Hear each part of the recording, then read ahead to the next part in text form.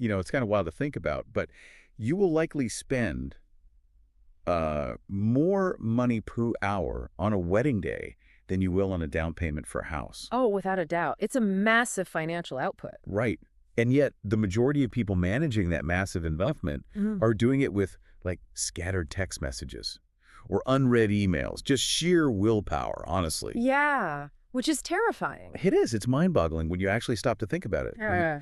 You would never run a corporate merger through an Instagram direct message. Yeah, of course not. They'd fire you. Exactly. Yeah.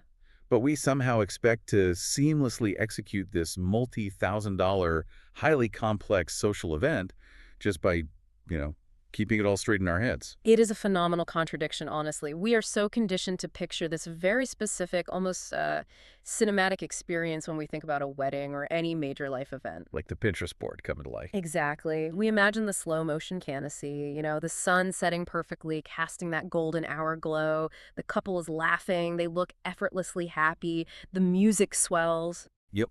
The perfect movie scene. Right.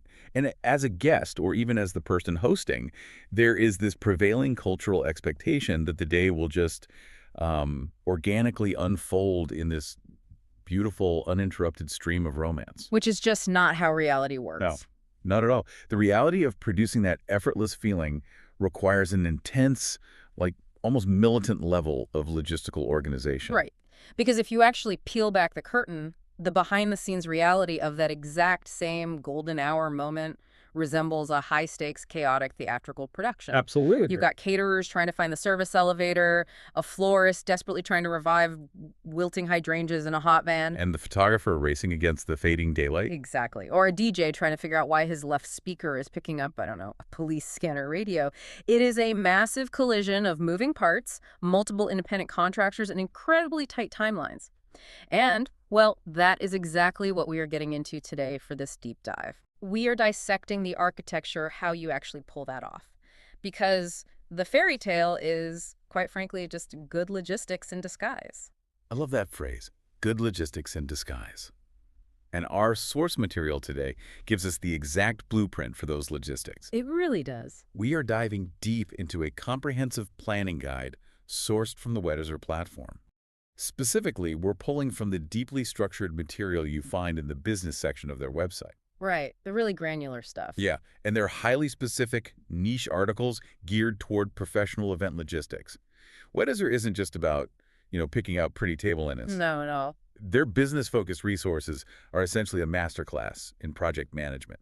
And to keep it grounded, we're also looking at the highly relatable and sometimes painfully stressful real-world experiences documented in the Leo and Jay's Diaries YouTube couple vlog. Which I know we both loved watching. Oh, it's so good, but so stressful.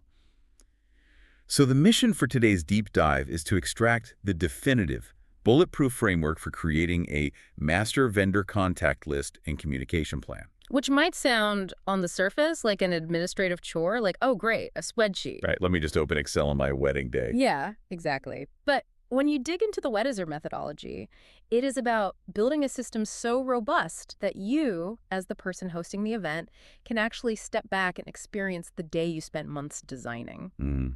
This framework is what separates the people who actually enjoy their wedding from the people who spend their reception tracking down the shuttle bus driver. Okay, let's unpack this. Let's establish the baseline problem here. Because before we talk about how to build this magical document, we really need to understand why our default modern way of communicating is so incredibly dangerous for an event like this. Yes, the way we naturally communicate is totally broken for this context. We live in our phones. It feels natural to send a quick text to the florist while you are in line at the coffee shop. Sure, it's easy. And then you DM the photographer on Instagram because you saw a pose you liked. You email the venue manager from your work computer. You rely on this scattered digital trail. Why is that a guaranteed recipe for disaster? Because human memory, especially under the prolonged compounding stress of planning a life-changing event, is remarkably fallible. Yeah. The Weddizer business articles explicitly highlight this cognitive trap. When you communicate across 5 different platforms, your brain attempts to act as the central server connecting all those data points. Oh, that's a great way to put it. Right, but you are not a server. By keeping all details scattered, you are basically asking your brain to juggle glass bottles while riding a unicycle. And eventually you're going to drop one. Exactly. The key benefits of a master list aren't just organizational, I mean, they are deeply cognitive. By centralizing the data, you are offloading the mental burden from your brain onto a reliable external system. I have to play devil's advocate here for a second, though. Before I hear centralized external system and master spreadsheet, and I immediately feel my blood pressure drop, but like, not in a good way. sounds a bit corporate. It sounds so clinical. Mm. People want to feel joy when planning a celebration, not like they are doing data entry for a supply chain audit. Does the spreadsheet kill the joy of the experience? That is exactly the friction most people feel, and what's fascinating here is that it's a profound psychological hurdle. Right. When you first decide to host a massive event, you enter what I call the creative dreamer phase. Oh, the fun part. Yeah, the fun part. You are looking at color palettes, tasting cakes, listening to bands. It is entirely right brain. It is fun and expansive. But as the date approaches, you have to transition into the risk management phase. The joy doesn't die, it just changes form. The spreadsheet is the bridge between the dream and the reality. Oh, okay. It forces you to acknowledge that the beautiful 3-tiered cake you dreamed up needs to actually survive transport in a refrigerated truck and arrive at exactly 3:00 p.m. Right. It's not just floating in on a cloud. No. And if you resist the transition into risk management because it feels clinical, you are practically guaranteeing that your dream will fall apart in execution. That makes total sense. I mean, if you are listening to this and thinking, I'm naturally organized, I don't need a formal hierarchy to text my photographer, Yeah. I want you to imagine the compounding stress of answering 40 quick questions while trying to get dressed on the morning of a massive event. It's unbearable. The Weddizer guide basically argues that relying on your memory or a chaotic text thread is like trying to direct a symphony orchestra while completely blindfolded. Yes. You know, the caterer has the drums, the florist has the violins, the venue coordinator's on the brass, but no one is reading the same sheet music. And you, the conductor, cannot even see who is in the room. Exactly. And we actually saw the exact consequence of that blindfolded conducting in the Leo and Jay's diaries. Oh my goodness, yes. If you recall their vlog from week 14, Yeah. they had a total meltdown over their catering. Right. The week 14 catering disaster. Let's talk about that because it perfectly illustrates this point. Yes, so walk us through what happened there. So they had a question about the allergy accommodations on a Saturday night. This is just a week before the event. Panic time. Absolute panic. They tried to contact the caterer, but the only contact information they had saved in their phones was the generic info at email address they use to request the initial quote, like 8 months prior. Oh, no. Yeah, and guess what? Nobody is monitoring that corporate inbox on a Saturday night. Of course not.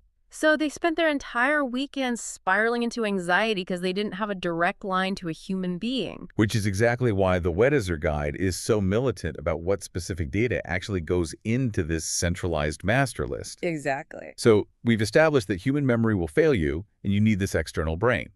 But if you just dump every vendor's life story into a Word document, you haven't solved the problem. You've just moved the chaos to a screen. Right, you need architecture. What specific data actually matters? Let's get into the anatomy of the vendor profile. So the guide methodically breaks this down into 5 essential categories. And it is vital that we don't just gloss over these because the nuance is where the protection lies. Okay, let's hear. The first category is basic contact information. Now that sounds obvious, business name, phone, email, Sila. Yeah. Right. But the failure point is usually in the primary contact person detail. Exactly like Leo and Jaws with the info at email. Precisely.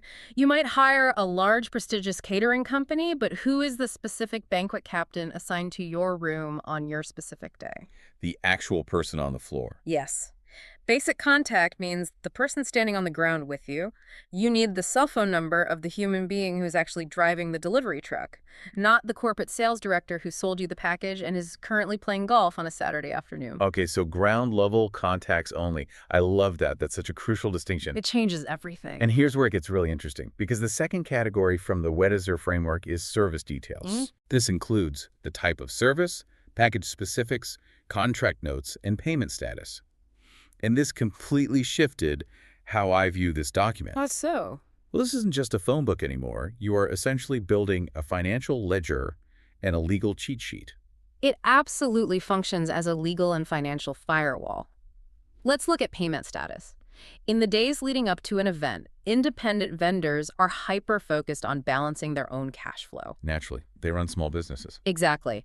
If a final payment hasn't cleared, or if there's ambiguity about whether you upgraded to the premium lighting package, they will not be focused on delivering excellent service. They will be focused on their liability and their bottom line. Which is human nature. I mean, if I don't know if I'm getting paid, I'm not going above and beyond. Of course, having the payment status right there next to their name allows you to verify that every single vendor is financially cleared before they even step onto the property. That's huge. It removes the friction of a vendor walking up to you during cocktail hour and saying, "Hey, we never got that final check." Oh, that sounds like a nightmare. That is the absolute last thing you want to deal with while holding a glass of champagne. And the contract notes are just as critical. Right. If the DJ's contract stipulates that they require a hot meal and you have that noted in the spreadsheet, you don't accidentally starve the person responsible for keeping the dance floor alive. And a hungry DJ is a terrible DJ. We know that. Absolutely. Okay, so that brings us to the third category, timeline and availability. This tracks arrival, setup time, service duration, and breakdown time. Now, arrival and setup seem pretty self-explanatory. Usually, yes. Everyone focuses on when the party starts. But you mentioned something in your notes before we started recording about the breakdown time that honestly blew my mind. Yes. The breakdown time. Why is the end of the night so legally and financially dangerous? Because breakdown happens in the shadows. It happens at midnight or 1 in the morning. The guests have left. The couple is exhausted. Everyone just wants to go to sleep. Exactly. The adrenaline has completely crashed. But from a logistical and contractual standpoint, the event is still very much actively happening. Okay, right. If the breakdown time isn't explicitly negotiated, documented in this master list, and communicated to the venue, that is when you get hit with massive, unexpected penalty fees. Can you give me an example of how that actually plays out? Because I think most people just assume the vendors pack up and leave. Let's say your florist builds a massive, beautiful floral archway at the altar. It takes 3 hours to build. Beautiful. Love an archway. The florist assumes they can just leave it there and come back Sunday morning to collect their rented structural vases. Makes sense. But your venue contract states that the property must be completely swept clean by 2:0 on Saturday night. Oh, no. Right. Who is responsible for disassembling that archway and moving those vases? If the florist is already gone, the venue manager is going to hire their own staff to do it at an emergency overtime rate, and they will deduct that straight from your security deposit. Oh, wow. So you are literally bleeding money if you do not track the exit strategy. And we saw this exact scenario play out in week 22 of the Leo and Jay's vlog. Oh, the lighting rig. Yes, they rented that elaborate overhead lighting rig. They didn't realize the lighting company needed 3 hours to disassemble the truss safely. And the venue wasn't having it. The venue manager was literally standing there with a stopwatch, charging them a $500 per hour overstay fee while the crew took the lights down. Tracking the timeline all the way through the final exit is the ultimate form of risk mitigation. That is a terrifying cautionary tale. Yeah. A $500 per hour fee just because you didn't check the breakdown time. Wow. Yeah, it hurts. Okay, moving to the fourth category. Emergency contacts. The Weddizer guide strongly insists on having a backup contact person and an alternate phone number for every single vendor. Yeah, every single one. I'm going to push back on this again. Asking vendors for their personal emergency backups feels borderline invasive. I hear that a lot. I mean, if I hire a professional established company, isn't it their job to figure out their own backup plan? If the photographer gets sick, they should send their own replacement. Why is it my responsibility to track their internal contingencies? That is a very fair question, and it is a really common point of resistance. Yes, it is absolutely their professional responsibility to fix the problem. But when the failure happens, it happens to your event. True. If your lead photographer gets a flat tire on the freeway and the only number you have goes straight to voicemail because they are busy dealing with the tow truck, you are left in a complete communication vacuum. And you're just standing there in your dress waiting. Exactly. You don't know if they're running 10 minutes late or if they are in the hospital. And that vacuum is where panic breeds. Precisely. Panic is the enemy of a good event. If you have an emergency backup contact, a business partner, an assistant, a studio manager back at the office, you can call that secondary number. And they can actually tell you what's going on. Exactly. They can immediately say, yes, Jim is stuck in traffic, but he is 10 minutes away, or Jim had a medical emergency, but we are already dispatching our backup lead shooter. They are pulling up now. Okay, that is so much better than just not knowing. Having that secondary number doesn't mean you are doing their job for them. It means you have an anxiety insurance policy. It prevents a minor, manageable delay from escalating into a total psychological meltdown for the couple. It's the difference between I know what's happening and my wedding is ruined. Yes. Okay, the final category of data is notes and special instructions. Specific requirements, venue restrictions, personal preferences. This seems like the catch-all bucket. It is the catch-all, but it contains the micro details that determine whether the event feels seamless or incredibly awkward. Awkward how? Well, this is where you document the invisible constraints. Does the band require a dedicated 20-amp power circuit so they don't blow a fuse in the 100-year-old historic ballroom? Oh, that's a good one. Does the caterer need to know that the loading dock is locked on weekends and they have to use the narrow alley entrance? Or, personal dynamics. Yes, exactly. Like, does the photographer know that the bride's parents went through a bitter divorce last year and absolutely should not be seated next to each other during the formal family portraits? Precisely.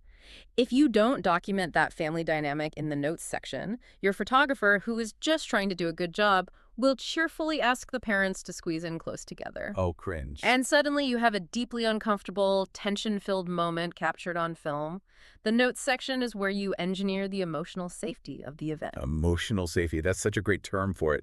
So we have gathered this mountain of data. We know the financial status, the breakdown times, the power circuit requirements, the emergency backups, the family dynamics. It's a lot. It's a ton.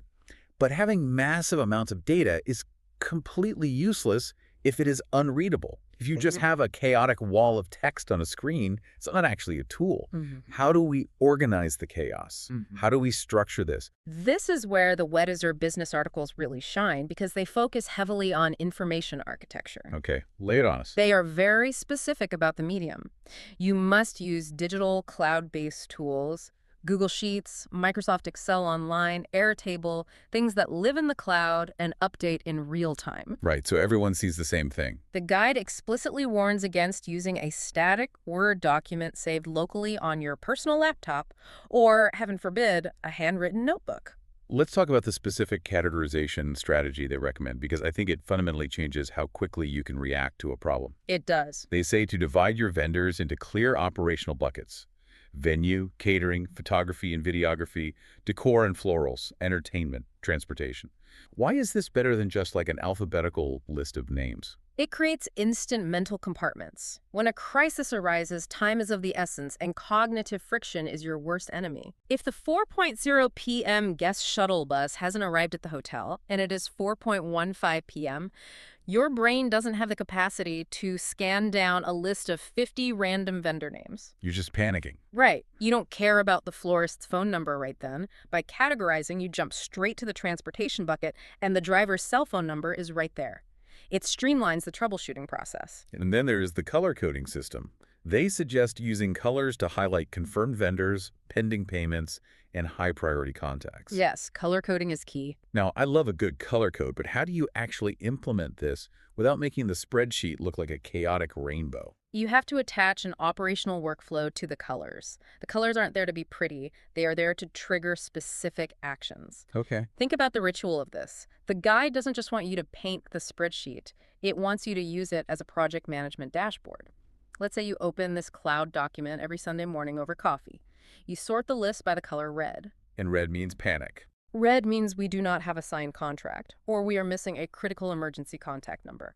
Red means action required. So it's like a visual stress level traffic light. Yeah. You see the red, you send the 3 necessary follow-up emails, you change their color to yellow, which means waiting on a response, and you close the laptop. Exactly. Green means the contract is signed, the deposit is paid, the timeline is locked. You can sleep well. That is so systematic. By attaching a workflow to the colors, you contain the anxiety to a 15-minute window on a Sunday morning. You aren't randomly waking up at 3 a.m. on a Tuesday wondering if the DJ signed the revised contract. You know the spreadsheet is tracking it. That is incredibly empowering. And there is a broader philosophical point you brought up earlier about cloud-based access. Oh, the democratization of information. Yes, you called it destroying the information silo. What exactly is an information silo in this context, and why is it so destructive? In almost every major event, whether it's a wedding, a family reunion, or a corporate retreat, one single person becomes the human hard drive.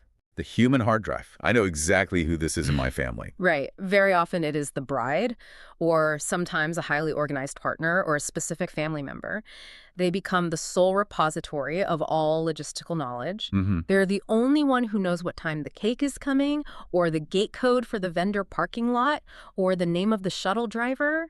That is an information silo. And that means that person can never, ever relax. Never. They're constantly on call. Everyone comes to them with questions. Where do I put this box? Yeah. When is the makeup artist arriving? Yes. It is incredibly dangerous to the person's mental health and their ability to be present. It breeds deep resentment.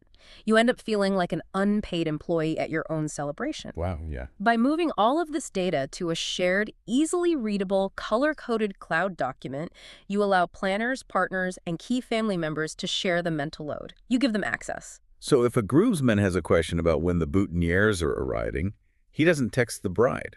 No. He checks the shared sheet. The spreadsheet becomes the source of truth, not the bride's memory.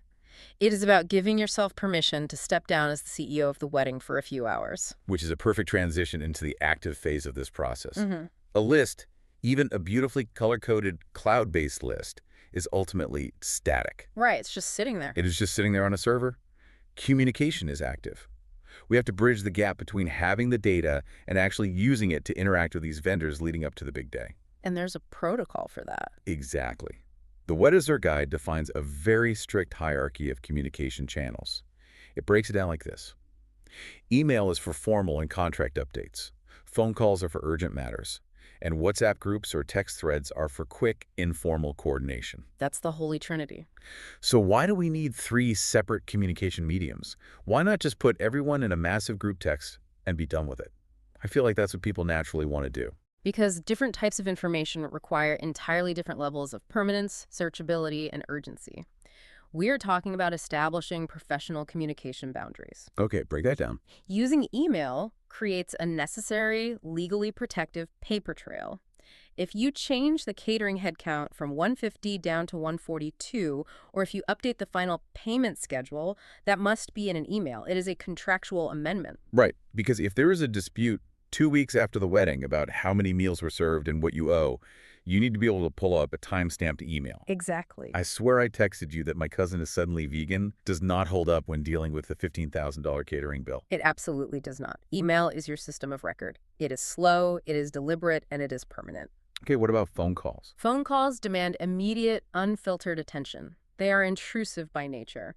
You only escalate to a phone call when something is on fire, metaphorically or literally. Hopefully metaphorically. Right. If the venue suddenly calls to say, the air conditioning in the main hall is broken 2 days before the event, that is a phone call. It requires immediate dialogue and troubleshooting. And then WhatsApp, or group texting, is the logistical grease that keeps the wheels turning on the day of. Precisely. Texting is for low-stakes, high-speed information sharing. It is for where is the loading dock, or the traffic on the interstate is backed up, the DJ will be 10 minutes late. Because you don't send a formal email for a 10-minute traffic delay. No one's checking their email while driving a delivery van. Understanding this hierarchy prevents you from annoying your vendors and ensures your critical instructions don't get lost in a sea of emojis. Makes total sense. Yeah. Now, to pair with this hierarchy, the guide details a highly specific check-in schedule. The funnel. Yes, the funnel. They recommend actively confirming details with vendors at 3 distinct intervals. Yeah. 1 month before, 1 week before, and 1 to 2 days before. I'll be honest, that feels like a lot of checking in. It can feel that way. Aren't vendors going to get deeply annoyed if you keep bothering them? Don't they know their jobs? They absolutely know their jobs, but they don't know the microscopic changes happening in your specific event ecosystem, and they will not get annoyed if you communicate professionally. In fact, they will appreciate it. Really? Yes. I like to view this 3-tiered check-in timeline as a filtering funnel. You are progressively filtering out the chaos until you are left with nothing but absolute clarity. Okay, walk me through the funnel. What happens at the top 1 month out? At the top of the funnel 1 month before, you are doing the macro check. This is when you sit down with your spreadsheet and you email everyone to verify the broad strokes. Like date and time. Exactly. Do we agree on the date, the location, the arrival time, and the final payment schedule? The 1-month check-in catches major catastrophic contract errors. It is the moment you realize the caterer accidentally booked you for Saturday the 14th instead of Sunday the 15th. Oh, wow. Yeah, you definitely want 30 days to fix a completely wrong date. You absolutely do. If you find that out 2 days before, you are ordering pizzas. Precisely. And there's no backup plan for a wrong date. Then, as you move down the funnel to the 1-week check-in, you are catching micro-inventory issues and supply chain realities. Okay, give me an example of that. This is when the florist replies and says, the supplier couldn't get the specific white peonies you wanted because of a freak storm in South America, so we need your approval to substitute white garden roses. Oh. You make those final aesthetic or logistical tweaks when there is still time to pivot gracefully. Let's talk about the terrain, because again, wear comfortable shoes sounds like generic advice. But in a P&W forest, the ground is an active biological variable. The ground is not dirt. It is a sponge. It is composed of centuries of decaying pine needles, thick layers of moss, and damp, porous soil. It holds moisture constantly. So if you send out an elegant invitation and you do not explicitly aggressively warn your guests about the physics of the forest floor, someone is going to show up wearing expensive stiletto heels. And the physics of a stiletto heel on a mossy sponge dictate that they will sink 3 inches into the damp earth with every single step they take. Wow, that sounds awful. They will ruin their shoes. They will be physically exhausted from trying to balance. They will likely twist an ankle. The environment will actively punish them. Yes. The Weddizer Guide is implicitly teaching planners that you are responsible for mitigating the hostility of the environment. You have to communicate clearly. You have to recommend block heels, boots, or wedges. You are managing their physical safety. And managing all of this leads directly into the budgeting strategy. The Weddizer resources are adamant that you cannot look at a venue's baseline rental fee and assume that is your budget. You have to calculate the hidden multipliers. The multipliers are the financial ruin of unprepared planners. Let's track them. We talked about the vendor travel premiums, especially for Vancouver Island, paying for ferry tickets, commercial transit time, and hotel rooms for your catering staff. But there's also the timing multiplier. Oh, timing is everything. The guide warns against booking during peak tourist seasons or heavy rain months without understanding the financial impact. Timing alters the entire economic landscape of the region. If you book an event on Vancouver Island in July, you are competing with global tourism. The cost of a hotel block for your guests doubles. Makes sense. Supply and demand. Exactly. The cost of renting passenger vans to shuttle people from the ferry terminal skyrockets. Furthermore, ferry reservations sell out months in advance. Right. If your vendors do not secure commercial ferry reservations 6 months prior, they might miss the sailing entirely, and your food simply does not arrive. The logistics are incredibly fragile. It requires a massive amount of foresight. The Weddizer platform is forcing you to look at the holistic economic picture. You are not just paying for access to a beautiful patch of trees, you are financing a complex logistical operation to move humans, infrastructure, and resources into and out of a wild ecosystem. That is the reality of the Destination Forest event. So, synthesizing everything we have unpacked today from this massive mountain of research, what is the ultimate actionable takeaway for someone staring down this venue selection decision? When you distill the data, the path forward is clear. If your priority is cinematic scale, if you want massive, imposing mountains, roaring rivers, and dramatic topography, and you need to accommodate a larger guest list with relative ease, Washington is the strategic choice. Right. It provides wild, volatile adventure while keeping you tethered to major global infrastructure and a vast vendor pool. But if your vision is uncompromisingly exclusive, if you demand that ethereal combination of ancient forest meeting the crashing ocean, and you prioritize a drier, more predictable summer climate, Vancouver Island is the answer. Yes. Provided, of course, that you're willing to embrace the grueling logistics, accept a smaller guest list, and fund the heavy transportation multipliers. And this underscores the vital importance of utilizing a resource like the Weddizer website's articles section. They strip away the romantic illusion. They really do. They do not just show you a perfectly edited photo of a misty forest. They expose the mechanical, brutal reality of what it takes to execute that photo. They explain the ferry schedules, the physics of the light, the necessity of local knowledge, and the bureaucratic maze of permit fees. They give you the data required to make an informed, resilient decision. Because the fantasy of the forest is beautiful, but mastering the logistics is what prevents that fantasy from turning into a disaster.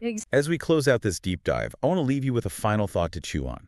Something that really stuck with me as we explored these wild landscapes. At the very beginning, we talked about how picking a traditional indoor venue is an exercise in purchasing total control. Right, the sterile box. You buy the exact temperature, the exact lighting, the exact acoustic environment. It is safe and it is predictable. But when you make the choice to step into a Pacific Northwest forest, whether you are navigating the unpredictable alpine mist of Washington or the complex coastal logistics of Vancouver Island, you are fundamentally doing the exact opposite. Yeah. You're actively, deliberately surrendering control to nature. So here is the question to mull over. Is it possible that the surrender itself is the point? Oh, that's interesting. Is it possible that giving up that rigid control, choosing to embrace the sudden moody fog, leaning into the dim, mysterious lighting of an ancient canopy, and accepting the wild, uneven moss beneath your feet is exactly what strips away the sterile predictability of a standard gathering? I think so. Maybe the magic isn't found in forcing the environment to bend to your itinerary.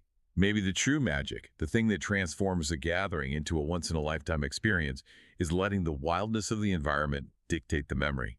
Thank you so much for joining us on this massive logistical journey today as we unpack the incredible venue selection guidance from the Weddizer platform's articles.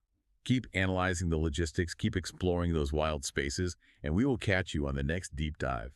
The guide warns against booking during peak tourist seasons or heavy rain months without understanding the financial impact. Timing alters the entire economic landscape of the region. If you book an event on Vancouver Island in July, you are competing with global tourism. The cost of a hotel block for your guests doubles. Makes sense. Supply and demand. Exactly. The cost of renting passenger vans to shuttle people from the ferry terminal skyrockets. Furthermore, ferry reservations sell out months in advance. Right. If your vendors do not secure commercial ferry reservations 6 months prior, they might miss the sailing entirely, and your food simply does not arrive. The logistics are incredibly fragile. It requires a massive amount of foresight.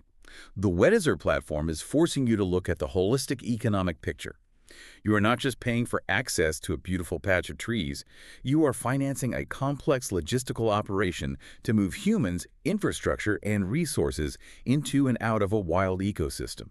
That is the reality of the Destination Forest event. So, synthesizing everything we have unpacked today from this massive mountain of research, what is the ultimate actionable takeaway for someone staring down this venue selection decision?